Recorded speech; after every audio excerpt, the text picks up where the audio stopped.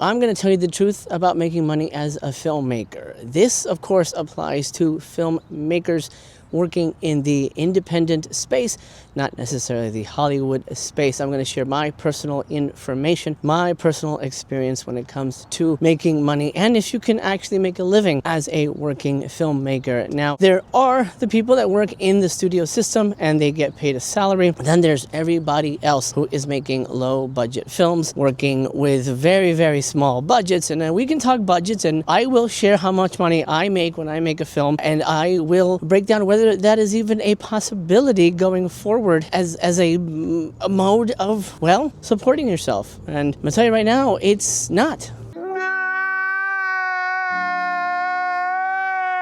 The sad fact is, talent does not equal income. You could be the next Stanley Kubrick, but if the opportunities aren't there, if the money people don't necessarily believe in you, it's not going to materialize in any kind of financial sense. And to be honest, if you want longevity in the film business, you have to do it for the love of it, not for the money. Or the fame, or the fortune. Well, the fortune is the money, but you know what I mean. The glory of it. You can't do it for that, because most often it's not going to be there. I mean, I know a filmmaker who's made over 50 movies. Odds are you've never heard his name. I know someone who's made 2 movies, and they've won an Oscar. So it's such a lopsided business, and it's something you do need to keep in mind. What the hell's coming down the line? Oh, good. This is an uneven business. That's the bad news. It is an uneven business when it comes to financial security. It's very much a freelance business. You never know where your next movie is going to come from, especially if you're an independent filmmaker who is at the whim of a producer who either needs you to write or direct. You never know where your next, well, lack of a better word, meal ticket is going to appear. Now, we should discuss how filmmakers get paid. Let me paint a picture for you from my own experiences. For example, I work for a company called The Asylum. They have done films. Probably the biggest film they're known for is the Sharknado franchise. Now, I can only speak to my financial experience with them, but the way it works is you're hired on as a for-hire writer. They like to do tie-ins. That's kind of their business model. People call them mockbusters, but they don't like that name. So we'll say tie-ins. They want to do a tie-in for me, one of my movies, Exorcist. The new Exorcist Believer was coming out. They wanted to do an Exorcist movie. And I'm like, oh, I've always wanted to do an Exorcist movie. I would love that. They reach out to me. Would you like to do the Exorcist movie? Yes. Okay, so we need an outline, and I send them an outline of what I'd like to do with the material. So I do have some control over the story initially, and then they'll come back with their notes. The producer needs this and this to happen and that to happen. It's very specific to the movie. I'm not going to go into details right now. Throughout the year, as we go with these vlogs, I will share how those projects develop. And as a matter of fact, in an upcoming video, I will share some good news about some upcoming projects. Then they ask for an 8-act breakdown. The 8-act breakdown is commercial breaks. So Act 1 is like 20 minutes, 20 pages, and what happens in the 20 minutes. Then Act 2 is about 12 pages, and you break it down little by little. You know, you kind of like make it work as you go along, and you tell the story you want to tell, but you still give them what they want. It's important to give them what they want, so that they keep you on. But then you also try to find a way to tell a good story, tell good characters. At least that's the goal, right? At the end of the day, you want to make a movie. You want to make a movie people give a shit about. You go through the 8-act, you break it down, that gets refined quite a bit.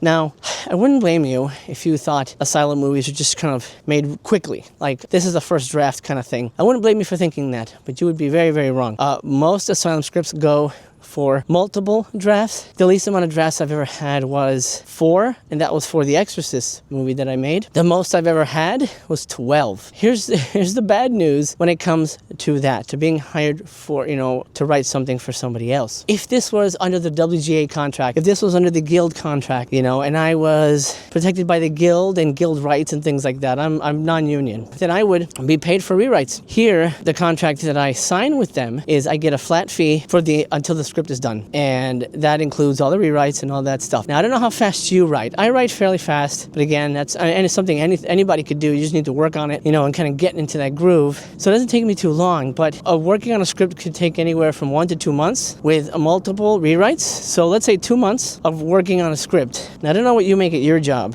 but for 2 months of work, I get paid $2,500. That's not a lot. If you break that down per week, I think it's even below minimum wage. But again, part of the reason we do these jobs is because we love making movies. And these are the only opportunities available, at least to me at the moment. And so we do it. We take this, lower rate. Like I said, I'm going to be honest with everything. Going forward on this channel, I'm going to tell you as much as I can about the real process. So $2,500 for 2 months of work. That's the writing. That's just the writing. If I directed it, the directing fee is also $2,500. Now I have negotiated a raise, so right now I'm at $5,000 to direct. And that includes pre-production, production, and post. Some directors don't stick around for post. At the wrap of the movie, they're just like any other crew member. They will just walk away and leave the movie for the producer to cut. As a filmmaker, I can't abandon my movie. I can't just say, okay, goodbye, done. My job was only telling the camera where to point and telling the actors how to say things. Now I'm done. No, for me, you have this raw material of a baby. You have to take it through post. You have to be there for the editing. You have to be there for the cutting. All that stuff is important. If you don't do that, you're not doing your job as a filmmaker. But that's a long process, longer than making the movie. Most of my most recent movies are 6-day movies. That's right, made a feature in 6 days. I've done it 5 times already. It's exhausting, but shockingly, it can be done. It's not perfect. It's not the way I would recommend you do your movies, but that's how they approach them. 6-day movies. Insane. But somehow, that's how they've figured out that's the best way to make these things. Churn them out factory sausage style. Anyway, so we shoot the movie for 6 days, then we go into post for 3 months. That includes editing, special effects, soundtrack, music, sound effects, all that stuff that kind of makes a movie really, really pop and really special. In my opinion, without a director's hand guiding, well, no, this music doesn't feel right. Like, oh no, you can't cut that out because of this. Then the movie's just kind of random slop. You need somebody there. In my opinion, you need the writer and the director there to make sure the movie's shepherded to the finish line as best way as possible. But that's a time commitment that you're not getting paid for. So long story short, make $7,500 to write and direct a film, and it's a good 4 or 5 month commitment when it's all said and done. And if you break that down, per month, it's barely a living wage at all, and it's hard to support a family. But the whole point of it is you're making a movie. You get to make a movie, and that's really the specialness of it. That's really the whole reasoning behind all this. That's the reason we suffer. That's why we take the low paychecks, because we love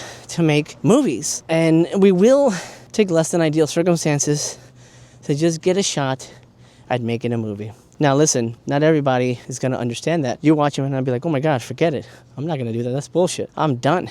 I get it. It is bullshit. And I've been done multiple times, but I can't quit this shit. I cannot quit it. It's in my blood and I can't shake it, no matter what. As a matter of fact, I would work for free. That's how much I love movies. And I have worked for free, helping friends out, things like that. I love it so much. I love this creation.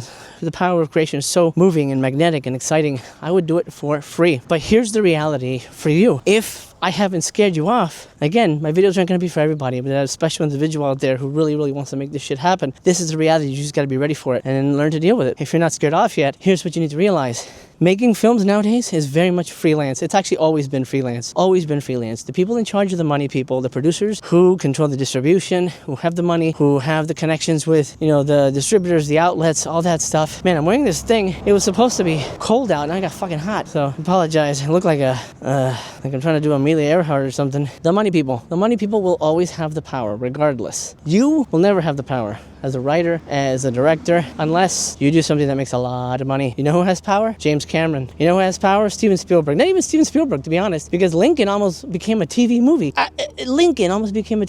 Spielberg had trouble distributing his movie. What the fuck? Scorsese had trouble getting movies made. That's why he's doing Netflix movies, Apple TV movies. It's crazy. Nolan has power now, but his movies have become a thing, an event. Quentin Tarantino has power now. Not as much as he used to, though. He's just one of those guys, and the odds that you'll become one of those guys is very small, my friend, to be honest. Very, very tiny. A lot of things have to go go right for you. I hope they do. But I'm being honest. So the reality of it, if you want to come into the film business and you want to be a filmmaker and you want to make money, you have to realize this is a gig economy. It is a for-hire job. You can write a script, and that's a sample.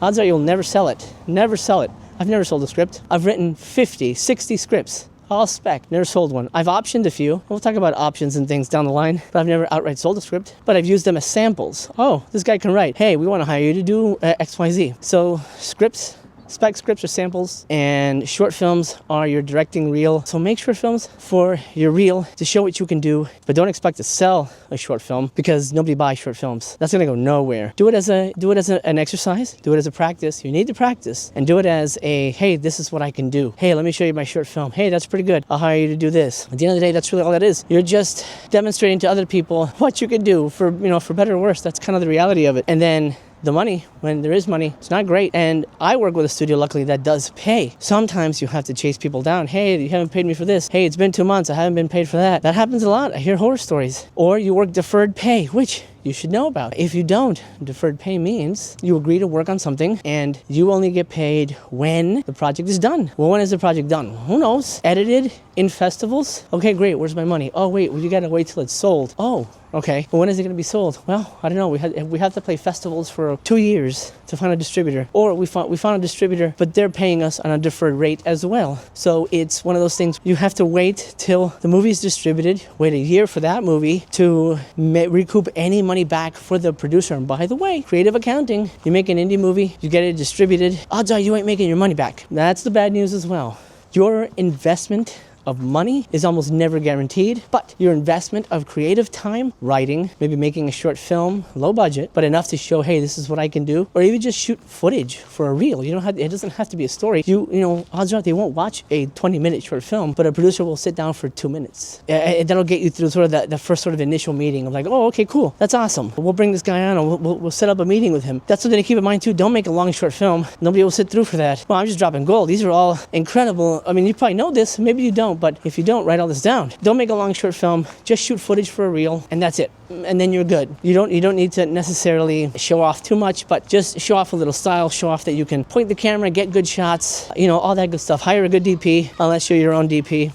You could be. So really, that's how filmmakers make money. The producers come to you, they hire you for a project, but don't expect to be making millions of dollars. I think the concept of, you make a movie, get rich, buy a house in the hills is non-existent anymore. I mean, even Oscar winners. Sean Baker, the director of Anora, has claimed he's broke, and he has an Oscar-winning film. The director of The Brutalist says he made no money off of that movie. Brady Corbet, he's broke as well. And these guys are making massive movies that are lauded with awards, and they've essentially tapped out all their financial resources. So imagine you coming into the industry thinking you're going to make $1 million script sale immediately, or your whatever concept is going to get pitched to Warner Brothers, I guess in this case Netflix, and they're going to make it for like $50-60 million. Not that it can't happen. There are outliers. The reality is this is a freelance industry now, and they don't pay as well as they used to. Maybe back in the 80s, that was like the golden times. Every crazy shit got made. Nowadays, the reality of indie filmmaking, if you want to be consistently making films that are released, all my movies are released worldwide, theatrical releases as well, physical releases when,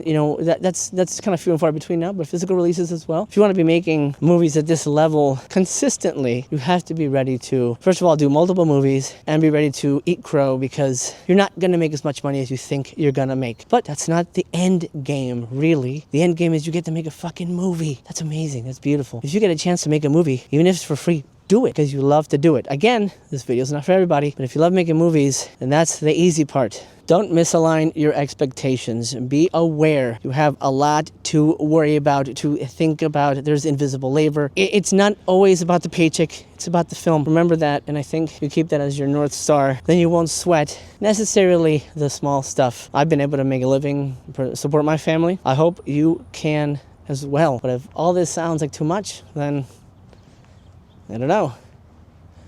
Maybe pick something else to do. That's the brutal, honest truth. I'm going to be honest with you, always. It's not for everybody, but I believe in you. I believe in you. I think you got something special. Good luck. Let's get it.